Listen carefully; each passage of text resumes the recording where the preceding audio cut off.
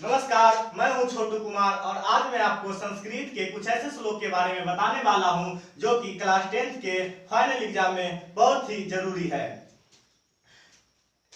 सद दोष पुरुनेव हाताव्य भूति मिक्षता इंद्रा तंद्रा भय क्रोधा आलस्य दीर्घ सूत्रता। मैं इसका हिंदी में भी अर्थ करके बताऊंगा जिससे कि आप सब बहुत ही आसानी से समझ जाइएगा। इसका अर्थ होता है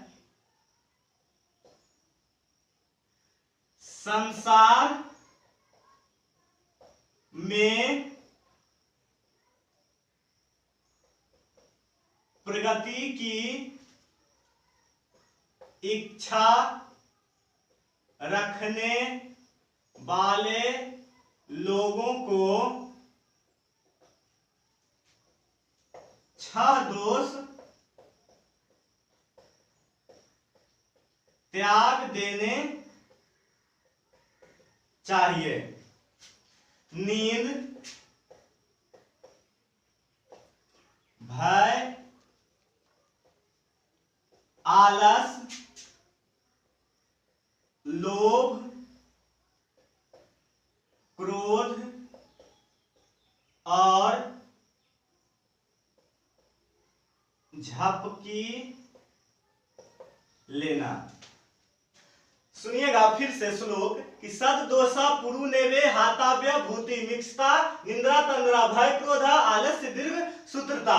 इसका अर्थ होता है हिंदी में संसार में प्रगति की इच्छा रखने वाले लोगों को छह दोष त्याग देने चाहिए। नींद, भय, आलस, लोभ, क्रोध और झपकी लेना। नींद त्याग देने का अर्थ हुआ कि कोई भी स्टूडेंट जो रहता है 10th का, वो सोने का उसका टाइम है 6 से 8 घंटा, तो वो सोता है 12 घंटा। इससे उसके पढ़ाई पर बुरा असर होगा जिसके कारण वो कोई भी एग्जाम में सफल नहीं होगा। इसलिए उस स्टूडेंट को कम से कम 6 से 8 घंटा ही सोने चाहिए और बाकी नींद को त्याग देने चाहिए। भय का अर्थ हुआ कि कभी भी आप कोई भी सवाल को देखकर ऐसा ना कहें कि ये हमसे ना बनेगा, उसको बनाने का प्रयास करें। कोई भी सवाल होता है बनाने के लिए ही और हर सवाल का उत्तर उसी सवाल में रहता है। इसलिए कोई भी सवाल से आप भय ना करें बल्कि उसको बनाने का प्रयास करें। आलस, अगर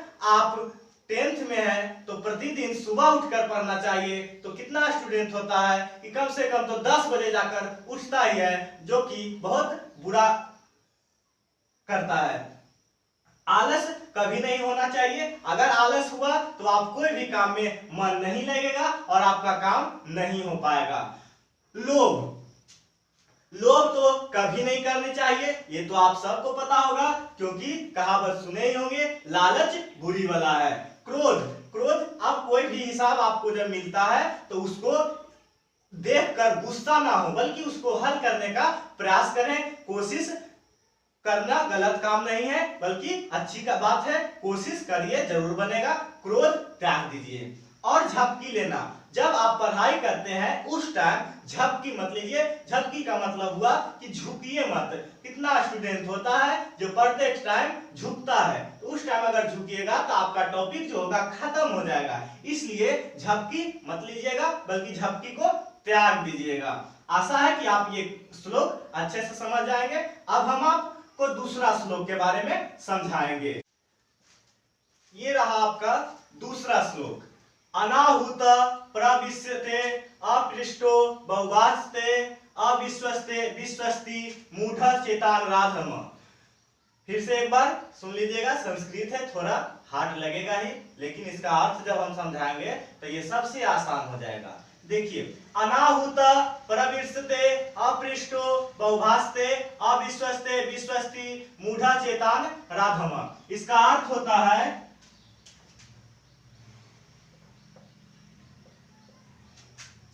जो मनुष्य बिना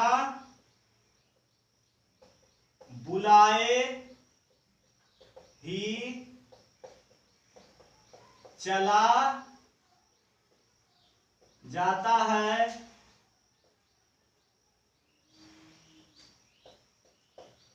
और जो बिना बिना पूछे ही बहुत बोलता है तथा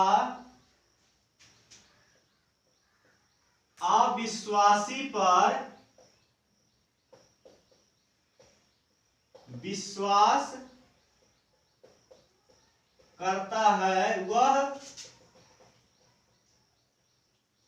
निश्चय ही महामूर्ख और अज्ञानी होता है। अर्थ इसका कह रहा है कि जो मनुष्य बिना बुलाए ही चला जाता है और जो बिना पूछे ही बहुत बोलता है तथा अविश्वासी पर विश्वास करता है, वह निश्चय ही महामूर्ख और अज्ञानी होता है। अर्थ इसका बहुत ही आसान है कि वैसा मनुष्य जो बिना किसी के बुलाए ही उसके घर या उसके पास चला जाता है और बिना पूछे ही बहुत कुछ बोल देता है तथा अविश्वासी लोगों पर बहुत ही जल्दी विश्वास कर लेता है, वह निश्चय ही बहुत बड़ा महामूर्ख और अज्ञानी होता है। इसलिए बिना बुलाए कहीं नहीं जाना चाहिए और ना ही बिना पूछे या बिना कहे किसी को कुछ बोलना चाहिए और ना ही अविश्वासी पर विश्वास करना चाहिए, वह आपके लिए बहुत ही हानिकारक हो सकता है। इसलिए आप इन बातों को गौर करें और इस पर ध्यान दें। मिलते हैं तीसरा। दो श्लोक तो हम आपको समझा चुके हैं, आइए अब हम तीसरा श्लोक देखते हैं। तत्वज्ञः सर्वभूतानां योगज्ञः सर्वकर्माणम् उपायज्ञो मनुष्याणां नरम पंडित उच्यते। इसका अर्थ होता है सभी जीवों के बारे में जानने वाला, सभी कर्मों को करने वाला तथा मनुष्यों में उपाय जानने वाला व्यक्ति ही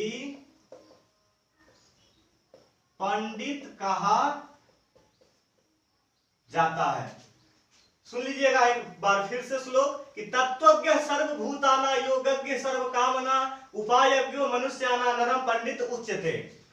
अर्थ इसका होता है कि सभी जीवों के बारे में जानने वाला, सभी कर्मों को करने वाला तथा मनुष्यों में उपाय जानने वाला व्यक्ति ही पंडित कहा जाता है।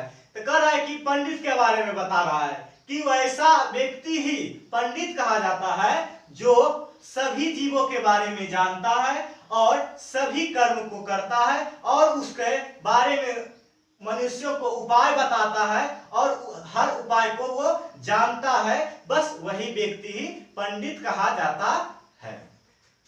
आशा है कि आप तीनों श्लोक को बहुत ही आसानी तरीके से समझ गए होंगे। अगर आप चाहते हैं कि ऐसा ही श्लोक हम आपको और भी समझाएं और संस्कृत के कुछ और भी क्वेश्चन के बारे में हम आपको बताएं, तो मेरे चैनल को सब्सक्राइब करें और बेल आइकन को दबा दें और लाइक, शेयर और कमेंट जरूर करें कि वीडियो आपको कैसा लगा, ताकि